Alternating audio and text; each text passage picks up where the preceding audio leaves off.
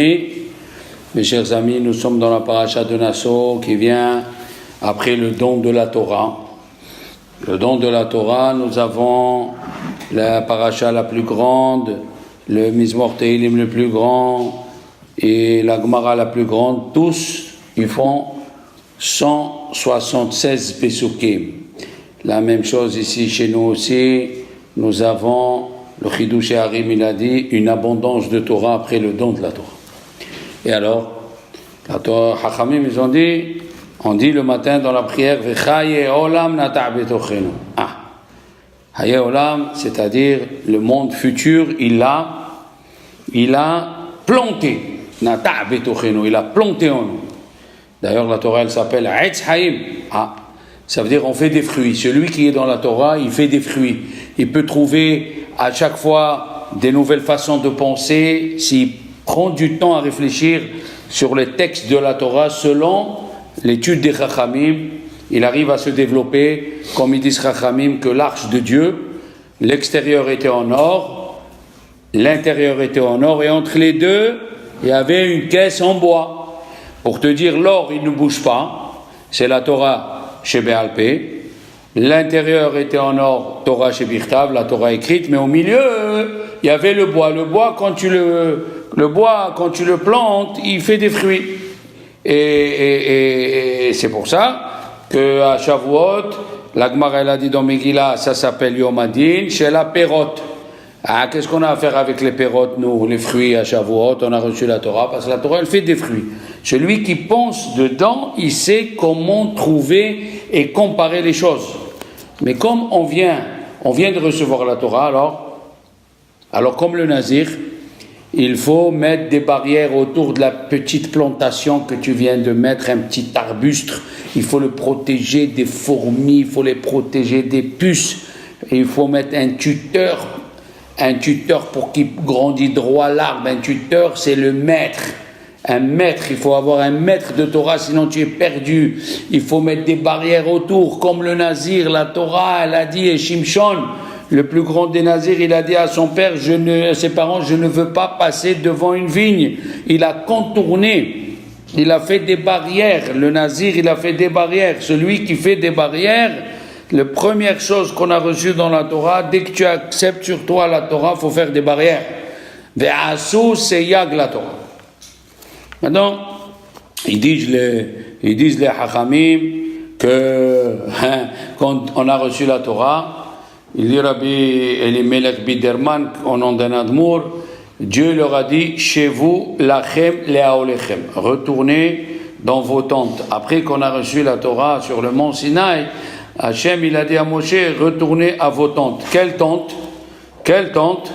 Les tentes de la Torah, comme c'est écrit, Ve'Yaakov, Ishtam Yoshev Ohalim. Yaakov, c'était un homme parfait, il était installé dans les tentes. Quelle tente? De Shem Vaever. Shem Vaever, les tentes, c'est Ahola Shel Torah, c'est la tente de la Torah. Et pourquoi pas on ne dit pas maison?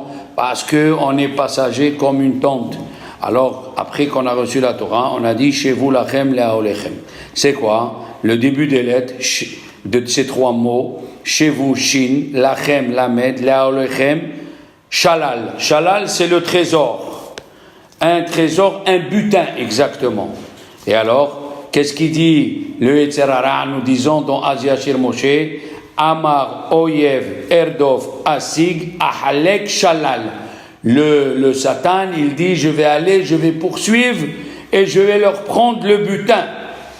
C'est quoi Shalal? Shalal, c'est chez vous, lachem, leaolechem. Il veut nous prendre l'étude de la Torah. Il faut faire attention de ne pas laisser le Yetzer Hara venir nous prendre la Torah qu'on a reçue, parce qu'il est là à nous faire tomber. Il y a 89 Pesukim que la Torah a écrit dans Parashat Nassau. Tous les commentateurs, ils expliquent pourquoi la Torah dans les sacrifices des Nessiim, des princes, les enfants, il y a écrit 89 Pesukim pour nous dire que la Torah, elle manque rien. Lo tehsar kol ba. Et au début de la paracha, on nous raconte ceux qui portaient les ustensiles du Beth Amikdash. Lévi, il a 3 enfants. Kehat, Gershon et Merari. Kehat, il prenait l'arche de Dieu. Kehat. Gershon, il prenait les autres ustensiles. Et Merari aussi les tentures et tout ça. Alors, Gershon, ça veut dire, même s'il y a le mot les garesh, même si le Yetzer Hara il t'a renvoyé, il faut revenir. Il t'a renvoyé, il faut revenir. Il y a un verset dans la Torah qui dit, les enfants, Sheva ipol tzadik vekam. Sheva ipol tzadik vekam. Le verset, il dit, 7 fois le tzadik, il tombe et il se relève. Alors, comment on explique, nous? On explique 7 fois. Pourquoi 7? Parce que la Gemara, dans Souka, elle dit que le Yetzer Hara, il a 7 noms. Oui? Et pourquoi il a 7 noms? Chaque jour de la semaine, il vient d'une façon.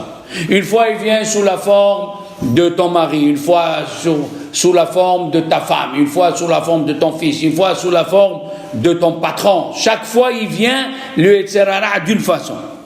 Et alors, malgré que tu es tombé 7 fois, il ne faut pas te décourager. Et tu vas te lever. Mais, Absalom, que les hivers, il a dit non, c'est pas ça l'explication. L'explication, elle est fausse. Comment un homme, il peut s'élever que quand il tombe? C'est pas possible de grandir dans la Torah si tu transgresses pas. C'est pas possible, c'est pas possible. Un Adam, elle dit la Gemara dans Chagiga, un Adam, Omed al divrei Torah, un homme ne peut pas accomplir la Torah, et là, imken nirshal bahem, seulement s'il a trébuché. Combien de fois celui qui t'a repris dans une halakha que tu as mal compris, c'est cette halakha qui va rester gravée dans ta tête, parce que ça t'a pris le cœur. Shomea tochecha kon élève, celui qui écoute un reproche, il acquit un nouveau cœur. Quand quelqu'un vient te reprendre sur quelque chose, sur une Gemara que tu as lue, et tu as cru comprendre, il vient, il te reprend, il te dit non, c'est celle qui va te rester. C'est pour ça que c'est bien la discussion. La discussion, la Torah, elle ne s'acquiert que dans la discussion. Quelqu'un qui n'a jamais vu un tailleur, prenons un kafri, un paysan, il n'a jamais vu un tailleur dans sa vie. Quand il rentre chez le tailleur, il voit un beau tissu. Bon, un tissu, il l'a vu, il est habillé en tissu. Il voit le tailleur, il coupe des morceaux carrés, des morceaux ronds, des morceaux... Il dit, mais qu'est-ce que tu es en train de faire? Tu es en train d'esquinter un beau tissu, un tissu Prince de Galles, ça s'appelait à l'époque, Prince de Galles, alpaga, je ne sais pas moi, 100% laine. Il lui a dit, le tailleur, je ne peux pas fabriquer un costume si je ne déchire pas le tissu. Si je ne coupe pas et je ne taille pas le tissu, c'est impossible. Pour faire un costume, il faut couper par là, et couper par là, et couper par là. Et après, je recolle ce petit morceau avec ce morceau, je recolle ce morceau avec ce morceau, et il sort un costume. La fabrication d'un homme, surtout d'un être juif que nous sommes pas comme les goïms. On ne ressemble à aucune nation. On a beau se mélanger, c'est ce qu'il est venu, on l'a dit toujours, le nes de Hanouka, c'est l'huile. L'huile, tu le mélanges n'importe où, il vient en surface. Tu peux voir les matchs de foot comme les goïms, tu peux marcher avec les t-shirts comme les goïms. Il va y avoir un moment où on va te dire, tu n'es pas pareil. On n'est pas pareil, il n'y a rien à faire. On coupe, on a des descentes. Ah oui, c'est vrai, on descend, des fois on profane Shabbat, des fois on dit la Shonara, mais la vie d'un juif, elle se fabrique quand il tombe et il se remet, il tombe et il se remet. Il ne faut pas se décourager. C'est ça, Béné Gershon. Béné Gershon, ça veut dire l'allusion. L'allusion ici, Gershon, il y a le mot les garesh. Même si le Yetzer Hara il t'a renvoyé plusieurs fois, toi, tu ne dois pas te laisser décourager. Il y a écrit dans le Nazir, s'il est Nazir, et un mort l'a touché, oui, sans faire exprès, Peta pitom, c'est écrit dans la Torah. Si un nazir, un mort l'a touché, comme ça, il compte 5 jours et c'est écrit dans la Torah. Oui, vekidesh oto. Ça veut dire, bayomahu veikra Vikidesh et rosho bayom haou. Il doit le sanctifier ce jour-là. Ça veut dire ce jour-là, il ne doit pas le laisser, le jour où il est tombé, il doit monter. Il ne doit pas se décourager. Tu as raté Shahrit. N'écoute pas le Tzaret, tu dis, mais tu ne vaux rien, tu as raté Shahrit, arrête. Tu veux faire Minha. Non, je viens faire Minha. Tu as raté Minha. Ne dis pas, j'ai raté Shahrit et Minha. Imagine-toi, les enfants, il faut toujours s'imaginer que les mitzvot, c'est des médicaments. Et c'est des médicaments qui tiennent en vie ton âme. Comme un type, s'il ne prend pas il est cardiaque ou diabétique ou je ne sais pas quoi, s'il ne prend pas ces médicaments, est-ce que s'il n'a pas pris, les enfants, il doit prendre 10 médicaments. Il n'a pas pris 8 et on est à la fin de la journée. Est-ce qu'il dit, puisque je n'ai pas pris 8, je ne prends pas encore les 2. Mais pas du tout, il faut prendre ce que tu peux, il faut prendre. C'est ça qui va te faire vivre. Peut-être les 2 médicaments qui te restent, il faut les prendre. Les mitzvot, même si le Yetzirah, il t'a eu le Shabbat, il t'a eu le dimanche, ne le laisse pas gagner du terrain. Il faut remonter sur le cheval. Pourquoi on avait peur du Cosaque ? À l'époque, il disait le rabbi de Novardok, parce que même quand tu tombes, il se relève, il se remet sur le cheval. Le grand de Vilna, Rabbi Chaim Volozhin, il a demandé au grand de Vilna, toi tu as pris 1 an, le grand de Vilna, il a pris 1 an d'exil. Et c'est parti, l'exil pardonne les péchés, parce que tu dors pas dans la même ville, tu attends que les gens ils te donnent à manger. Alors Rabbi Chaim Volozhin, on ne va pas le faire, nous. Il a demandé au grand de Vilna, est-ce que moi aussi, je prends comme toi de faire 1 an de galoute. Il lui a dit, moi j'ai fait, il lui dit le grand, moi j'ai fait, et j'ai regretté. Mais il est devenu grand de Vilna. Alors après, Volodine il a dit, moi aussi je vais faire comme toi. Comme ça, après le regret, je vais monter de degré. Ezeyofi. Après qu'on descend, on grandit. Les enfants, vous avez vu quelqu'un qui veut jeter une pierre très très haut. Est-ce qu'il la jette, il prend la pierre et à son niveau du visage, il la jette comme ça? Elle ne montera pas beaucoup. Qu'est-ce qu'il fait? Il prend la pierre avec la main, il la fait descendre jusqu'au parterre. Et du parterre, il jette là-haut. Alors là, elle monte très haut. La même chose, quelqu'un qui est tombé, même s'il est tombé par terre, il a tout fait les péchés qu'il pense que c'est des péchés. Il est tombé par terre. C'est pour monter plus haut. C'est pour monter plus haut.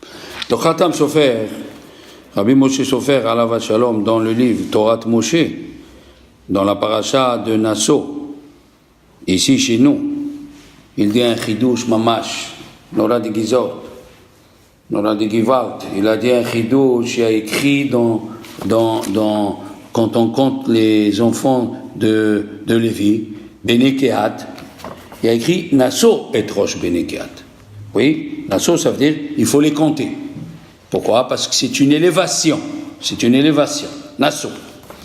Après, quand il est arrivé dans Parashat Nassau, ça c'est à la fin de Parashat de Bamidbar. Dans la Parashat de Nassau, il y a écrit Nassau et Rosh Bene Gershon Gamem. Eux aussi. Ça veut dire pas ceux qui ont levé l'arche de Dieu, même ceux qui lèvent les Yeriot à Mishkan. Oui, ils lèvent les tentures. Et quand il arrive à Bene Merari, il n'y a pas écrit Gamem. Il n'y a pas écrit. Après, il a dit, ici c'est écrit, dans les autres, c'est écrit Levet avotam le mishpechotam. Dans Gershon, c'est écrit Levet avotam le mishpechotam. Dans Gershon. Et dans Kehat, c'est écrit le mishpechotam levet avotam. Mais dans Bene Merari, c'est écrit Levet avotam le mishpechotam, et dans Bene Merari c'est écrit le mishpechotam levet avotam. Pourquoi ce changement? Il a dit d'abord pourquoi pourquoi les enfants de Lévi, ils ont eu le mérite de s'occuper du Mishkan. Ça suffit qu'ils s'occupent du sacerdoce. Pourquoi c'est eux qui doivent s'occuper du Mishkan? Parce que Lévi, c'est celui qui est resté le plus longtemps en Égypte. Et Rashi, il explique qu'il a vécu 136 ans dans Shemot. Il a appelé ses enfants, pourquoi? Il a appelé ses enfants avec des noms qu'il se rappelait tous les jours que les Juifs y souffraient. Kehat, ça vient du mot acide, comme c'est écrit dans la Haggadah, Afata Ake et Shinav. Il souffrait de voir ses frères, ça c'est Kehat, oui. Après il y a Gershon, qu'on a été renvoyé, les Garesh, on a été renvoyé de notre pays d'Israël pour venir en Égypte, Gershon. Et Merari, il veut dire ce qu'il veut dire. Merari, ça veut dire, il est amer, Béné Merari. Alors puisque il a appelé ses enfants sur le nom de ceux des Juifs qui souffrent, il a eu Mida Keneged Mida, il a eu le mérite que ses enfants, c'est eux qui s'occupent du Mishkan. C'est eux qui s'occupent du Mishkan. D'ailleurs, on dit Motzi Asirim Bakosharot. Motzi Asirim, il a sorti les prisonniers. Bakosharot, c'est quoi Bakosharot? Bechi Veshirot.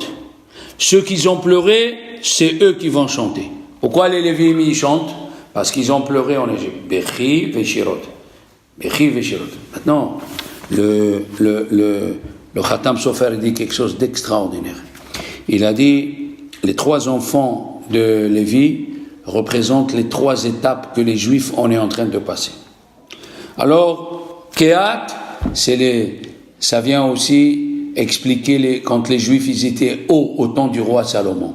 Velo ikat amim, et les peuples viendront chez lui. Au temps du roi Salomon, du roi David, tout le monde venait voir qu'est-ce que c'est les Juifs, qu'est-ce que c'est la Torah. Gershon, même qu'on a été renvoyé, on était en Babylonie, la Torah s'est développée. Où on a écrit le chasse? En Babylonie. On a écrit le chasse en Babylonie. Et où on est maintenant? On est dans l'époque de Béné Merari, quand c'est amer pour nous. C'est amer tout ce que les goïms nous font. Les enfants de Gershom, c'est Mahli ou Mushi. Mahli, ça veut dire on est Mahala, on est plein de maladies, de Isurim. Ou Mushi en Machéou. Il n'y a rien du tout. Eh bien, il dit les derniers, malgré qu'on est dans une époque où on sent qu'on est renvoyé, qu'on souffre, eh bien, nous sommes les meilleurs parmi ceux qui étaient avant nous. Bien sûr, on dit, Moshe, les enfants, on dit, Moshe Anav Mikol Adam. Moshe, il était modeste, oui. Mais dites-moi, est-ce qu'il a oublié qu'il a parlé avec Dieu, Moshe? Il parlait avec Dieu quand il veut. Comme ça, il dit le Zohar. Il n'y a pas écrit Moshe. Tous les avot, il y avait un F-sec. Il y a une séparation entre le premier et le deuxième nom. Moshe, il n'y a pas. Pourquoi? Il dit dans le Zohar, parce qu'à chaque instant, il pouvait parler avec Dieu. Alors il est monté dans le ciel. Il a parlé avec Dieu, et tu me dis, Moshe, Anava de quoi? Ça veut dire, un monsieur, il rentre chez l'empereur comme il veut. L'empereur, vous savez ce que c'est un empereur? Il rentre chez l'empereur quand il veut. Il a les clés des trésors de l'empereur. Il parle avec les serviteurs de l'empereur. Après on lui dit, tu es quelqu'un, tu es pas rien. Il dit, non, moi je suis rien. Et alors comment ça se fait, l'empereur il t'a donné? Ils ont dit les Chachamim, quand il est monté dans le ciel, Meir, il a lu, on lui a donné à lire le livre qu'il a écrit à Adam Arishon. Adam Arishon, il a écrit un livre depuis qu'il est né, ce que Dieu lui a montré depuis qu'il est né jusqu'au Mashiach. Et il a vu que les derniers Juifs, ceux qui sont dans la galoute et qui souffrent, et qui ont des maladies, et ils ont des souffrances, le dernier des Juifs, il est important chez Dieu. Le dernier des Juifs, il est très très important chez Hachem. Donc il ne faut pas se décourager. Il ne faut pas se décourager, au contraire. Une action d'un Juif qui est dans la galoute avec les goïms autour de lui, ou même avec des Juifs qui n'ont pas enseigné, qui n'ont pas étudié la Torah comme il faut. Il ne faut pas se décourager. Il faut être mitchazek be'emuna. Il faut se renforcer dans la emuna et de croire que tout est entre les mains de Dieu. Il y a un livre qui s'appelle Brit Menucha. C'est un kabbaliste qui était à Grenade. Attention, en 1400. Et lui, il a dit, quand on dit Rishonim ke Malachim, quand la Gemara dit les premiers, c'est comme des Malachim. Et notre génération, elle est comme Velo Kahamoro Shel Bipinhas Ben Yair. Il a dit ça, c'était pour les gens d'avant. Au temps de la Gemara, celui qui disait ça. Mais dans nos jours, même le dernier des Hamorim juifs, il est important chez... Pourquoi les enfants? La Gemara, elle dit, le Maharal de Prague, il dit, les maladies de l'âme sont plus grandes que les maladies du corps. Les maladies de l'âme. Quelqu'un qui souffre moralement, quelqu'un qu'on fait souffrir moralement. Il veut avancer, on l'empêche, il veut avancer, il l'empêche. Chez Akadosh Baruch Hu, il est très très important. Il a dit, le Chafetz Chaim, quand sa femme elle est nifteret, ils ont voulu l'enterrer. Et alors il cherchait l'enterrer devant quelqu'un de grand, devant des grands rabbanim. Il a dit non, cherchez-moi des juifs, une juive simple. Ils lui ont dit pourquoi? Il a dit, c'est écrit dans le Teilim, qui amod les min evion. Hakadosh Baruch Hu, il sera à la droite du pauvre. Mais pauvre, ça ne veut pas dire pauvre de l'argent. C'est pas obligatoire. Pauvre moralement, celui qu'on l'attaque moralement. Ça ne veut pas dire obligatoire pauvre dans l'argent. Qui amod les min evion. C'est pour cela. Rabbi Ovadia Yosef, Zichrono Bracha, lui aussi, il est parti, il a voulu être enterré à Sanhedria, dans un endroit où il n'y a pas des grands autour de lui. Simple, qui a amod les min evion. Ils disent les Chachamim que Rabbi Elazar ben Azaria, il faisait maaser de son bétail, 12 000 veaux, il donnait aux Kohanim par an, 12 000. Combien il était son bétail? Et quand même, qu'est-ce qu'ils disent Chachamim? Qu'est-ce qui est resté de lui? La teshuva qu'il a fait, quand il a vu la vache de sa voisine qui portait Shabbat, il n'a rien dit, il a jeûné jusqu'à, la Gemara de Yerushalmi dit, jusqu'à que ses dents ils sont devenus noirs. Voilà ce qui est resté de lui. C'est quand quelqu'un, mamash, c'est quand quelqu'un, il ne se décourage pas. Hachem, il aime les kamikazes. Tu tombes, tu te relèves. Chachamim, ils disent, pendant 7 jours, Moshe Rabbeinu, il a édifié le Mishkan et il l'a défait. Il a édifié et il l'a défait. La question, elle est, pourquoi tu as fait ça? Tu as édifié le Mishkan, laisse-le. Pourquoi il faut le construire et le défaire? Le construire et le défaire. Pour nous dire un enseignement pour le futur. Même s'il y a des jours où tu es comme la construction du Mishkan, tu as fait Shachrit, Mincha, Arbi, tu as étudié, tu as donné Tzedaka, et le lendemain, tu es de façon, comme on va dire, on t'a défait le Mishkan, tu as défait le Mishkan, tu n'as rien fait, une journée un peu, pas bien, spirituellement, pas bien, ça fait rien. Le lendemain, reprends-toi. Même Moshe Rabbeinu, il a fait ça. Il a dit, qu'est-ce que ça veut dire dans le Teilim, Davar, Tziva, les élèves d'or? Il y a une chose qu'il a dit Hachem pour 1000 générations. Qu'est-ce que ça veut dire? Il dit Rabbi Chaim Shmulevitch que la Torah nous raconte que Dieu pendant 724 ans, oui, 974 ans, la Torah, elle était avant que Dieu ait créé le monde. Après qu'il a créé le monde, pendant 26 générations, il a attendu. C'est pour ça qu'on dit Hodol Hashem Kitov le matin de Shabbat, 26 fois Hodol Hashem Kitov, c'est 26 générations. Et après, il a créé le monde. Alors il dit, Rabbi Chaim Shmulevitch, cette information, elle nous apprend quoi? Pendant toutes ces années, Dieu il crée des mondes et il les détruisait. Il les crée, il les détruisait. La question est, est-ce que Dieu ne peut pas créer quelque chose de parfait dès le début? Oui, il peut. Pourquoi il a fait ça? Pour pas que tu viennes chez lui et tu lui dis, Hachem, moi c'est pas pour moi la Torah. Je peux pas, c'est trop. Je tombe, je reprends, je tombe, je reprends. Il nous dit, Dieu, moi aussi j'ai fait ça exprès. La création, elle est comme ça. La création d'une personne, c'est qu'elle se détruit, elle se remet. Elle se détruit, elle se remet. Et elle se reprend. C'est ça ce que je veux. Davar Tziva les élèves d'or. C'est la chose qui vient nous raconter Hachem. Qu'est-ce qu'il dit le Chavetz Chaim? Alors il a dit que Lot, il a dit aux gens les gens de Sedom V'Amora, ne touchez pas les gens qui sont venus chez moi parce qu'ils sont venus chez moi. Ça veut dire, il dit Chavetz Chaim, puisqu'ils comptent sur moi, ne les touchez pas. Alors si déjà Lot, il a dit ça, à plus forte raison, si Dieu te dit compte sur moi, je vais t'aider. Compte sur moi, je vais t'aider.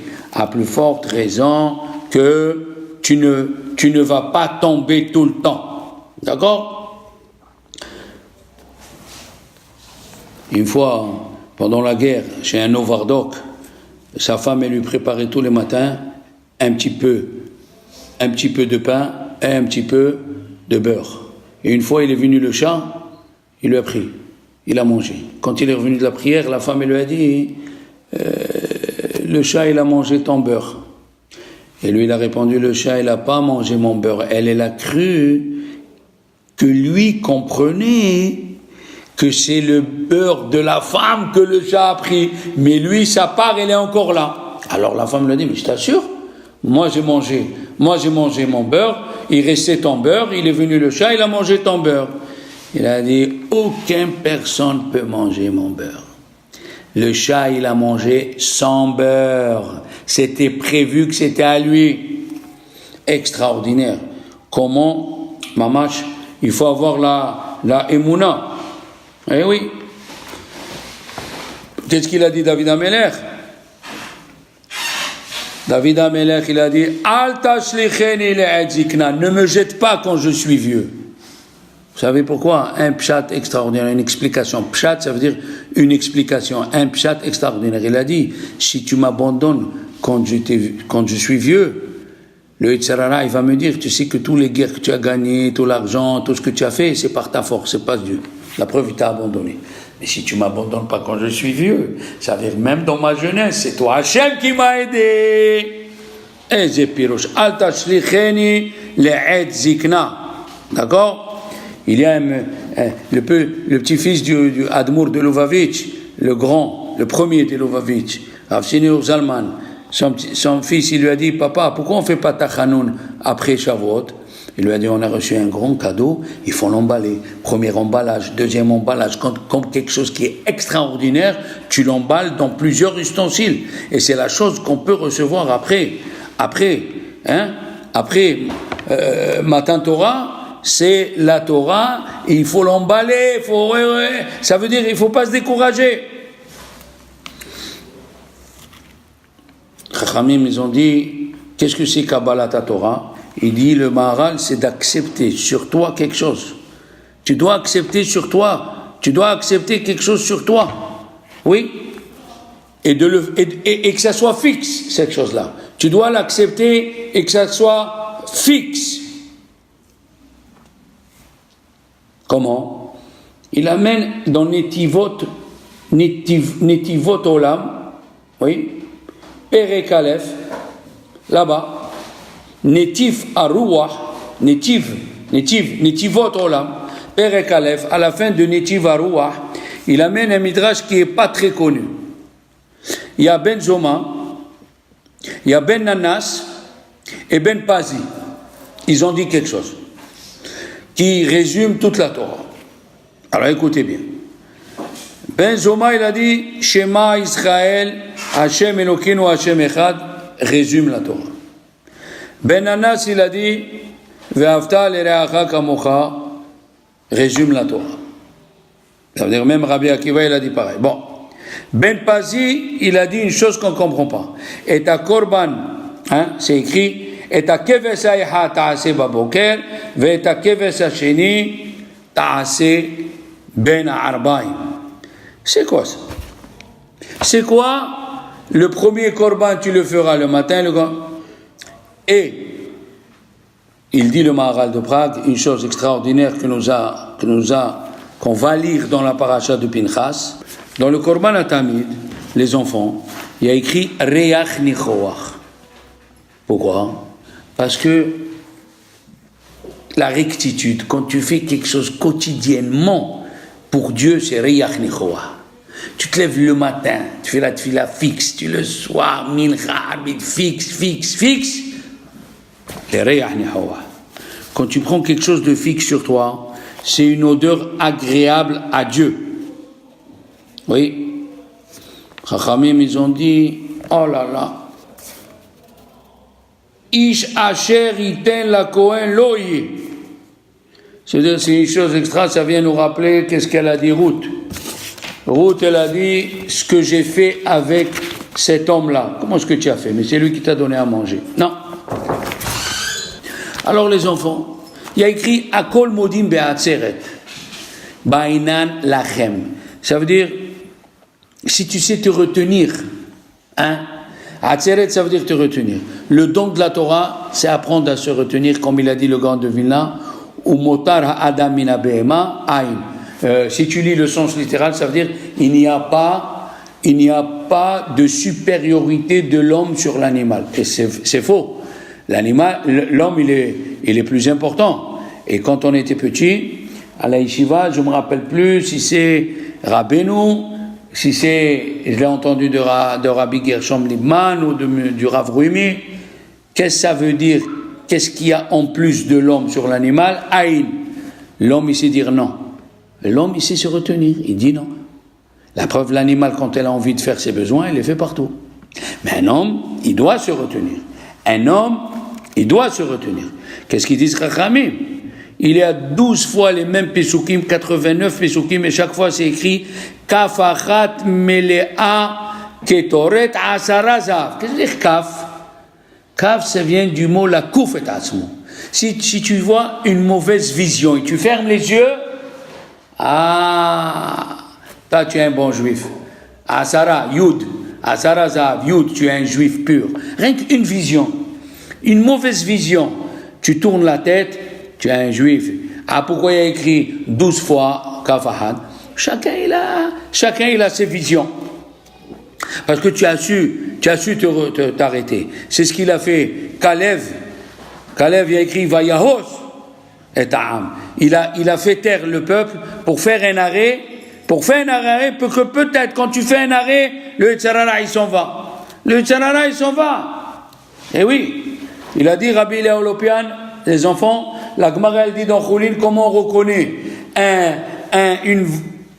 une volaille cachère et une volaille taref. La volaille taref dans le ciel, quand elle prend quelque chose, quand elle prend quelque chose, elle le mange en l'air. Alors qu'une volaille cachère, quand elle le prend, elle le fait descendre sur le sol et elle le mange. C'est 2 minutes d'arrêt, ça fait que c'est une volaille cachère. Quand tu peux te retenir, c'est une volaille mamash.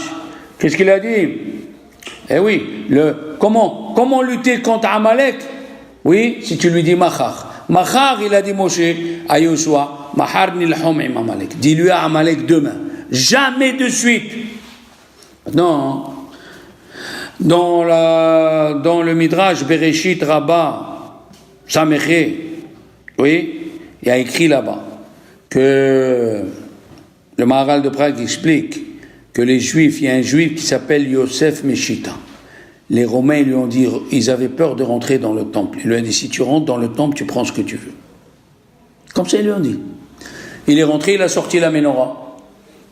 Ils lui ont dit, non, c'est pas pour toi la menorah. C'est pas normal qu'un homme simple comme toi, il utilise une menorah en or. Il lui a dit, re-rentre et on te donne ce que tu veux. Il n'a pas voulu rentrer. Et qu'est-ce qu'il a dit? Ça suffit que j'ai énervé mon Dieu une fois. Ils l'ont pris, ils l'ont écartelé, ils lui ont fait des souffrances atroces. Alors c'est pas le Maharal de Prague, excusez-moi, c'est le Rav de Ponovitch. Le Rav de Ponovitch, il pose la question, mais on savait ce que les Romains allaient faire de ce Juif. C'était Pikuach Nefesh. Et si c'est Pikuach Nefesh, pourquoi il n'a pas voulu rentrer? Il a répondu, il y a qui disent, le fait qu'il est rentré une fois, l'influence du Beth Amikdash est venue et l'a empêché de faire encore un péché. Et il y a qui disent, comme ça lui il dit, le fait de ressortir et de s'arrêter, le Yitzhara il est parti. Ça nous apprend que quand tu freines, tu attends un petit peu, le Yetzer Hara il s'en va. Il y a un pasouk dans Mishlei Yudbet, pasouk Yudtet, c'est écrit Sefat Emet Tikon La'ad, c'est-à-dire un langage de vérité restera pour toujours. Eh oui. Ve'ad Sefat Emet Tishkon La'ad. Ve'ad Argia Lachon Sheker. Qu'est-ce que ça veut dire Ve'ad Argia? Il dit Rashi, Argia c'est le mot rega. Si tu attends un petit peu, le langage du mensonge, il s'en va. Il y a un rave qui s'appelle Rabbi Shalom Kasbilev. Et un monsieur est venu le voir. Un monsieur, il a essayé tout le moussard du monde. Il a tout essayé. Il a parlé avec des rabbanim, il a dit. Alors, le rav, il a dit, amenez-le-moi. Les gens, ils lui ont dit, tu vas perdre ton temps. Il a vu des rabbanim, il a dit qu'il n'arrive pas. Il a dit, amenez-le-moi.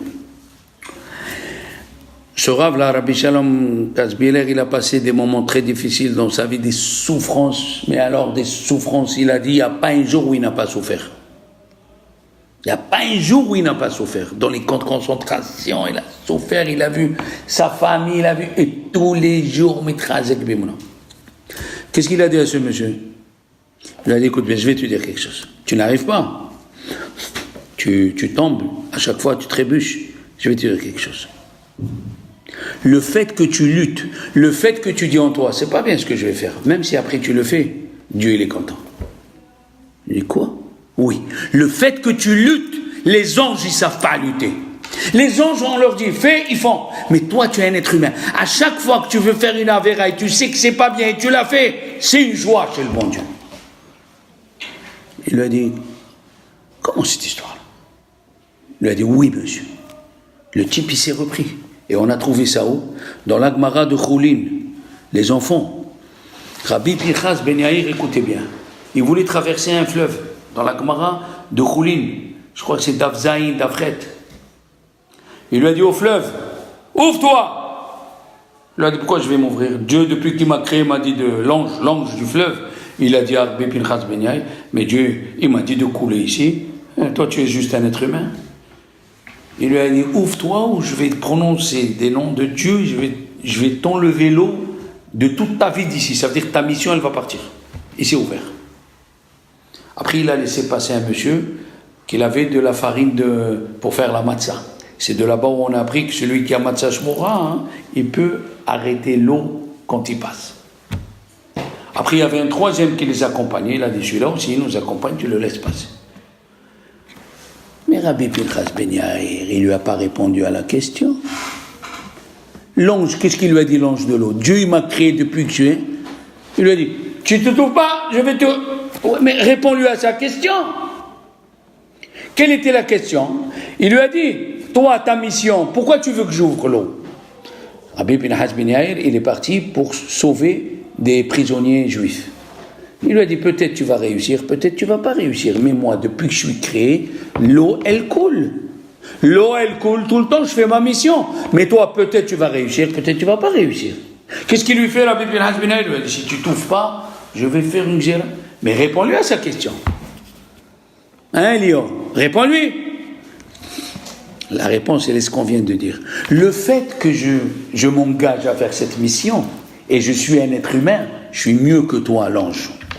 Le fait que je suis un juif, et peut-être je vais faire la mitzvah, peut-être je vais pas faire la mitzvah, ça, c'est ça ce que Dieu il aime. Il aime quand tu essayes de faire quelque chose. Même si après tu trébuches. Et ça, l'ange, il n'a pas. Ça, l'ange, il n'a pas. Mamash, on voit cette paracha, Bene Gershon. Bene Gershon. Même si on t'a renvoyé, tu as été renvoyé plusieurs fois. Bene Merarit, c'est un maire pour toi. Et tu reprends. On a déjà parlé que celui qui prie dans Brachot, c'est écrit, celui qui dit Baruch Hashem Gal Israël Hashem Sefatai, il école, il se décourage pas. Hein? Akadosh Baruch Hu, il lui donne une récompense spéciale à celui qui se décourage pas. celui qui ne se décourage pas, Akadosh Baruch Hu, il lui donne une récompense spéciale. C'est ça la paracha qui va venir, Be'alotra, où on nous raconte que Aaron, chaque jour il allumait, Dieu lui a dit, chaque jour allume. Et c'est écrit dans Rashi, il n'a pas changé. Qu'est-ce que ça veut dire, il n'a pas changé? Regarde la première fois que tu as mis les téphilines. Odou, comment? La joie, les téphilines. Chez Aaron, tous les jours, c'est comme si c'était le premier jour de la bar mitzvah.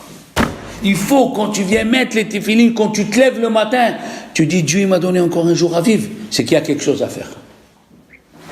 En Torah, bien sûr, parce que le matériel, il est déjà prévu chez Dieu.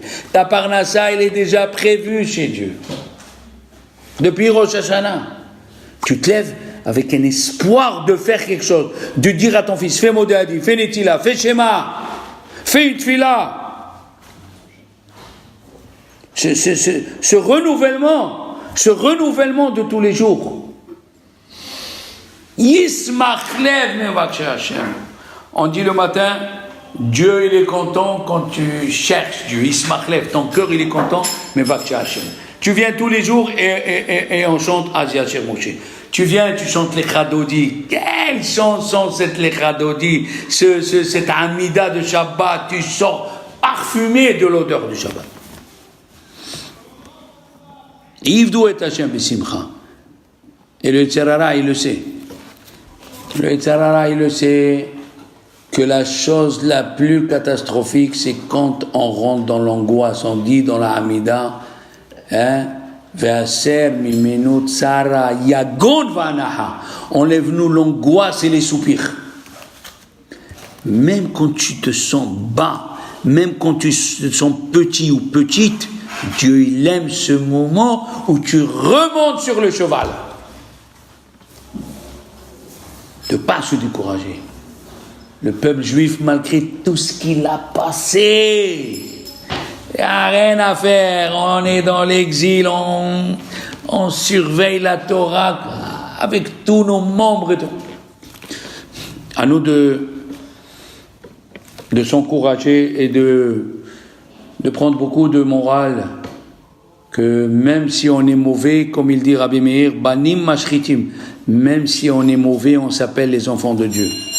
Est-ce que quelqu'un il peut dire, est-ce que quelqu'un il peut renier son fils, malgré qu'on lui raconte ce que tu veux, il aimera toujours son fils. Shabbat Shalom.